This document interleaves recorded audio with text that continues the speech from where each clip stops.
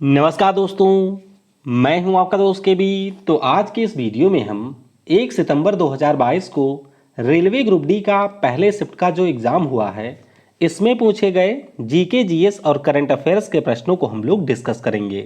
तो पूरा वीडियो बहुत ही ध्यान से देखिएगा।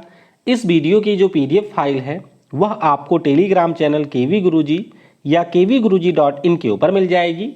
वहाँ से आप इसके पीडीएफ को डाउनलोड कर सकते हैं।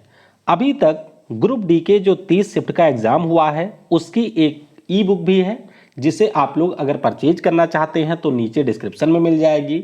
अगर आप लोग 30 शिफ्ट के सारे पीडीएफ पढ़ना चाहते हैं तो उसके लिए भी आपको लिंक मिल जाएगी। आप kvguruji.in के ऊपर जाकर के सारे शिफ्ट की अलग अलग पीडीएफ भी डाउनलोड कर सकते हैं। तो चलिए अब इस वीडियो की हम शुरुआत करते हैं।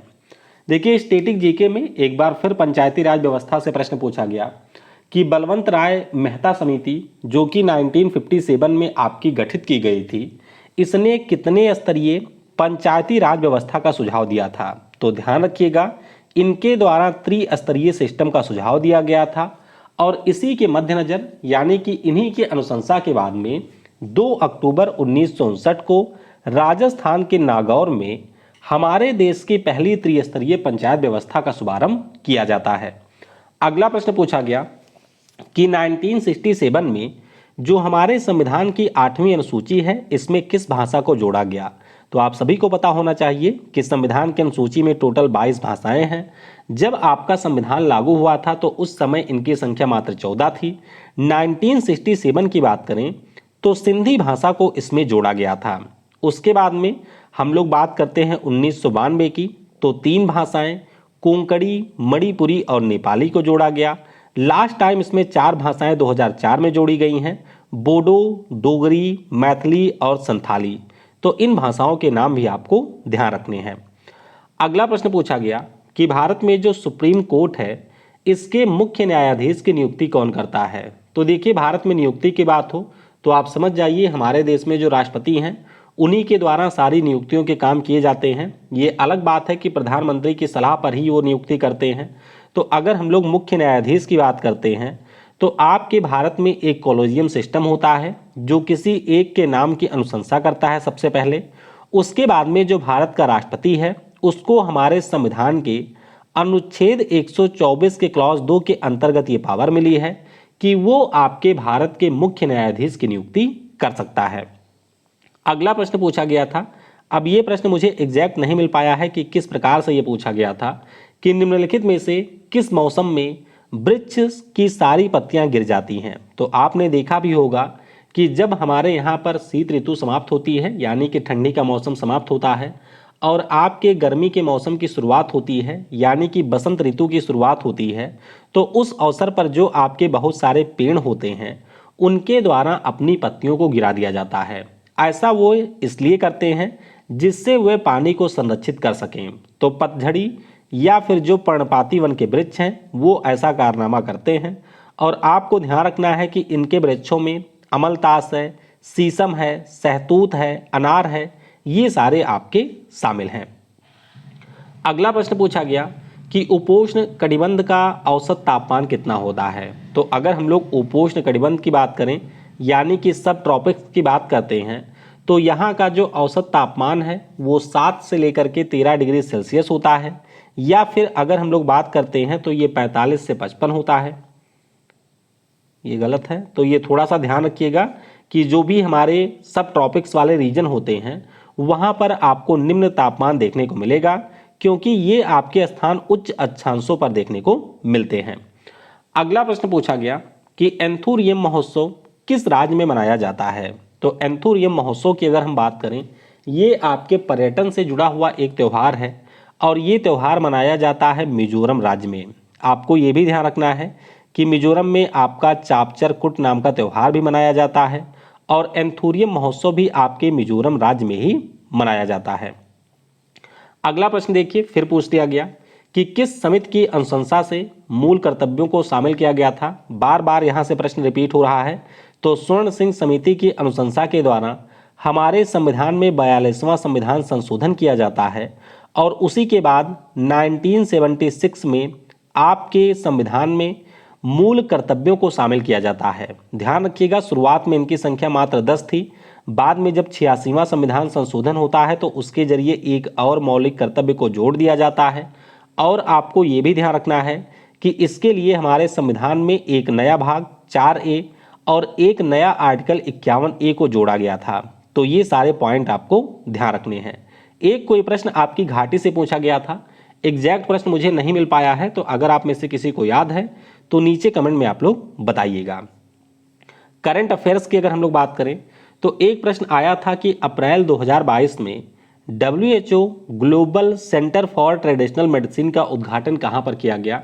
यह प्रश्न शायद कुछ इस प्रकार से था कि जामनगर में ये जो ट्रेडिशनल मेडिसिन का सेंटर खुला है ये किस मंत्रालय की पहल है। तो आपको ये ध्यान रखना है कि गुजरात के जामनगर में इसका उद्घाटन PM नरेंद्र मोदी ने किया था और ये हमारे देश में जो आयुष मंत्रालय है उसकी यहाँ पर पहल है।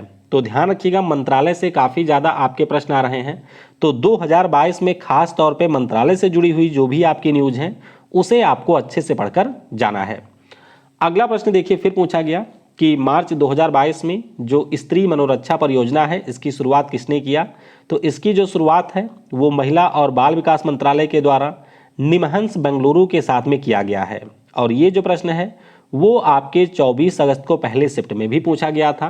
तो बस आपको ये ध्यान रखना है कि महिलाओं के मानसिक स्वास्थ्य में सुधार के लक्ष्य से जो स्त्री मनोरक्षा परियोजना है इसकी शुरुआत महिला और बाल विकास मंत्रालय ने की है, जिसकी मंत्री हैं स्मृति ईरानी। अगला प्रश्न पूछा गया कि IPL 2022 तक सर्वाधिक रन बनाने वाले खिलाड़ी कौन हैं। तो देखिए, IPL के अगर हम लोग इतिहास की बात करते हैं तो सबसे ज़्यादा रन बनाने का जो रिकॉर्ड है वो आपके विराट कोहली के पास है। किसके पास? विराट कोहली के पास में है। आपको ये भी ध्यान रखना है कि सबसे ज़्यादा विकेट लेने का जो रिकॉर्ड है वो वेस्ट इंडीज़ के ड्वाइने ब्रावो के पास में है। इसी साल के IPL में इन्होंने लासिथ मलिंगा का रिकॉर्ड तोड़ा था।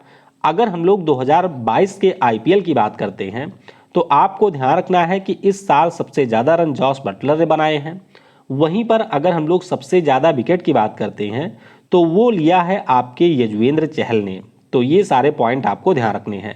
करंट अफेयर्स में एक कोई प्रश्न आपके IIT से भी आया था, एग्जैक्ट प्रश्न मुझे नहीं मिला है। हालांकि इससे पहले IIT मद्रास से एक प्रश्न पूछा जा चुका है कि जो उन्होंने घुटना बनाया था वो उस घुटने का नाम क्या था। तो ध्यान रखिएगा, कदम नाम से एक घुटना बनाया है IIT मद्रास ने। अब आते हैं केमिस्ट्री पर। केमिस्ट्री से एक प्रश्न आया था कि कास्टिक सोडा या फिर जो हमारा सोडियम हाइड्रोक्साइड है इसका उपयोग क्या नहीं है। यानी कि ऑप्शन में आपको 4 चीज़ें दी गई थी और एक आपको बताना था जो कास्टिक सोडा का उपयोग नहीं है। देखिए, कास्टिक सोडा की अगर हम लोग बात करते हैं तो लुगदी और कागज़ के निर्माण में, वस्त्र के निर्माण में, पेयजल में, साबुन और डिटर्जेंट के निर्माण में, इसके अलावा आपके नालियों की सफाई में, इन सभी में इसका उपयोग किया जाता है। आपको ये भी ध्यान रखना है कि अगर हम लोग कास्टिक सोडा यानी कि NaOH की बात करते हैं तो इसकी एक बहुत ही खास प्रॉपर्टी होती है कि अगर इसको हम लोग खुला छोड़ते हैं तो ये आपके हवा से नमी को सोख लेता है और इसके अलावा CO2 को भी सोखने की इसके पास में क्षमता होती है। अगला प्रश्न पूछा गया कि निम्नलिखित में से कौन सी बेकिंग सोडा बनाने की अवक्रिया है। तो बेकिंग सोडा की बात हो रही है तो ये आपको ध्यान रखना है, पहले भी यहाँ से प्रश्न आ चुका है। CO2, H2O, NH3, NaCl, NaSCO3, NH4Cl ये आपका होता है, यानी कि कार्बन डाइऑक्साइड पानी, अमोनिया और नमक के साथ अपक्रिया करता है। तो ये हमारा बनाता है NaHCO3, यानी कि यहाँ से आपका बन जाता है बेकिंग सोडा। तो ये आपका बेकिंग सोडा है। फाइनली जब ये बेकिंग सोडा को हम लोग हीट करते हैं तो यहाँ से आपका धोने वाला सोडा भी बनता है। कार्बन डाइऑक्साइड और पानी यहाँ से हो जाता है अलग। अगला प्रश्न पूछा गया था कि जब सोडियम सल्फेट तनु HCl के साथ में अपक्रिया करता है तो यहाँ पर उत्पाद क्या बनता है। ध्यान रखिएगा, यहाँ पर उत्पाद बनता है नमक और सल्फ्यूरिक अम्ल। क्या बनता है?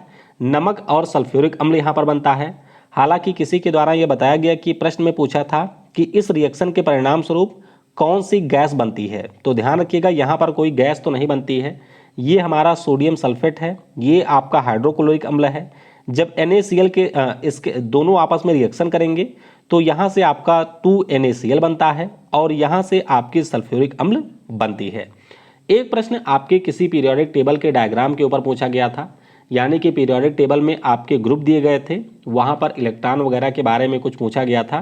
तो अगर आपको एटॉमिक नंबर याद है, यानी कि परमाणु क्रमांक वगैरह याद है, तो आसानी से आप लोग उस प्रश्न को भी कर सकते हैं। अब आते हैं फिजिक्स पर। तो फिजिक्स में एक प्रश्न पूछा गया था कि 8 और 12 ओम के जो प्रतिरोध हैं ये आपके समानांतर क्रम में 6 वोल्ट की बैटरी से जुड़े हैं। तो यहाँ पर आपको I1 और I2 के बीच में रेशियो बताना था। देखिए, जब हम लोग बात करते हैं समानांतर क्रम की, तो आप सभी को ये पता होना चाहिए कि समानांतर क्रम के लिए जो आपका करंट होता है वो बिल्कुल अलग अलग होता है सारे परिपथ के लिए। तो V = IR का आप लोग यूज करेंगे, तो यहाँ से हमारा I1 मिल जाएगा। I1 क्या होगा, तो V / R 6 / 8 करेंगे तो 3y ये 4 हो जाएगा। इसी प्रकार से I2 आप लोग निकालेंगे तो V / R 6/12 = 1/2 हो जाएगा और यहाँ से I1 और I2 का रेशियो आपको मिल जाएगा। लेकिन इस प्रश्न में आपको एक चीज़ ये भी ध्यान रखना है कि यहाँ पर हम लोगों ने इक्विवेलेंट रेजिस्टेंस का कोई यूज नहीं किया है।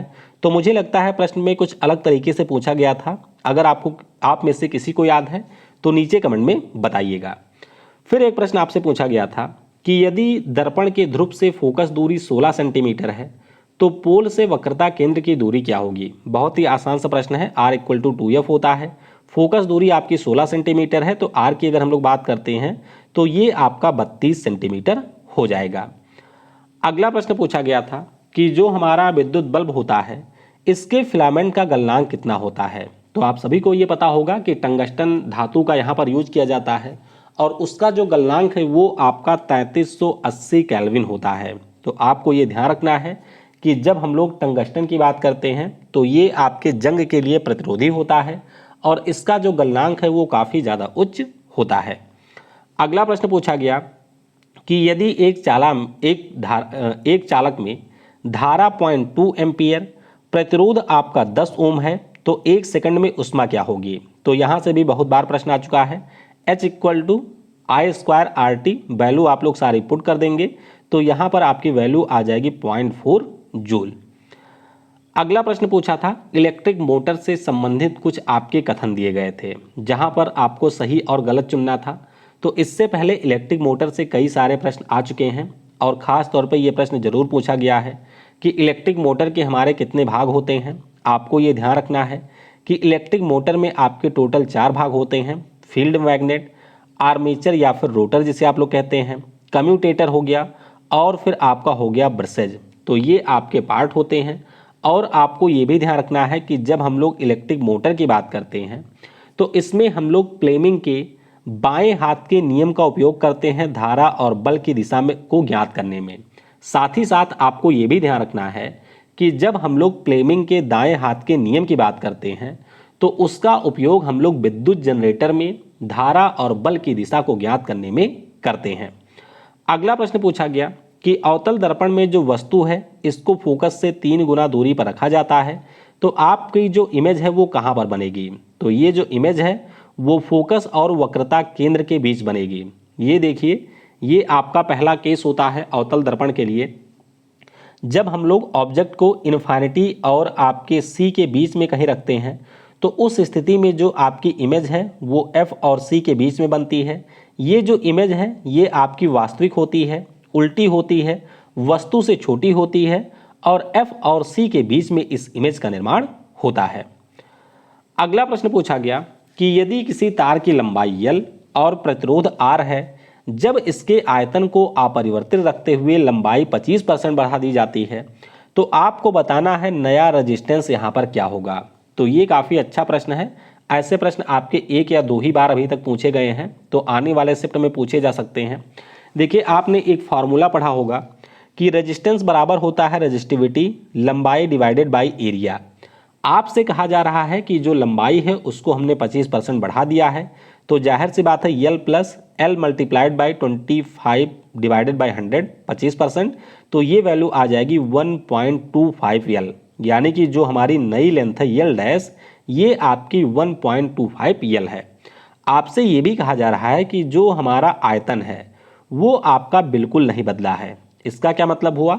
इसका मतलब हुआ कि L multiplied by A equal to L dash multiplied by A dash यहाँ पर होगा। तो इससे हम लोग नया आपका जो एरिया है उसको पहले फाइंड आउट करेंगे।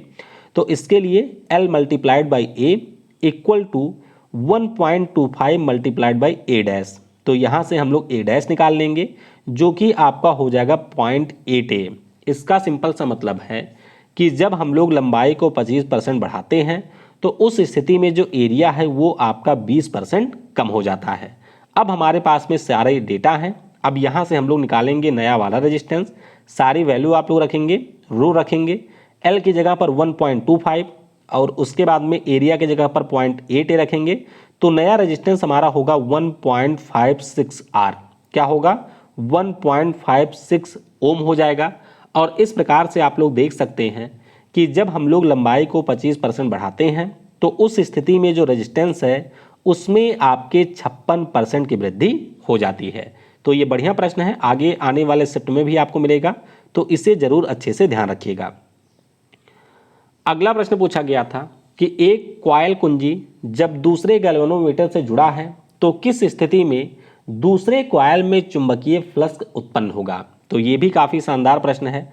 आपसे कहा जा रहा है कि मान लीजिए हमारे पास में एक ऐसा कोई वो है, कॉइल है आपके पास में, एक यहाँ पर एक यहाँ पर। तो एक में हमने स्विच लगा दिया है, ये आपकी कुंजी लगा दी है और ये आपस में जुड़े हुए हैं, और दूसरे में हमने गैल्वेनोमीटर लगा दिया है। तो आपको बताना है कि यहाँ पर दूसरे कॉइल में चुंबकीय फ्लक्स कब उत्पन्न होगा। तो आपको ये ध्यान रखना है कि जब भी हम लोग यहाँ पर कुंजी को प्रेस करेंगे यानी कि ऑन करेंगे तो उस स्थिति में जो इलेक्ट्रोमोटिव फोर्स है वो आपका प्रेरित होगा, और इसमें जो आपका गैल्वेनोमीटर है उसमें एक छोटा सा विक्षेपण दिखाई देगा कुछ समय के लिए, क्योंकि इससे आपके दूसरे वाले में हमारी धारा उत्पन्न होगी। लेकिन जैसे ही ऑन करेंगे आपकी धारा इसमें फ्लो करने लगेगी तो तुरंत यहाँ पर विक्षेपण होगा, फिर ये आपका शून्य पर आ जाएगा। उसके बाद में जब फिर हम लोग इसको ऑफ करते हैं तो पुनः आपकी यहाँ पर एक विक्षेपण देखने को मिलता है, और इस बार ये होता है अपोजिट।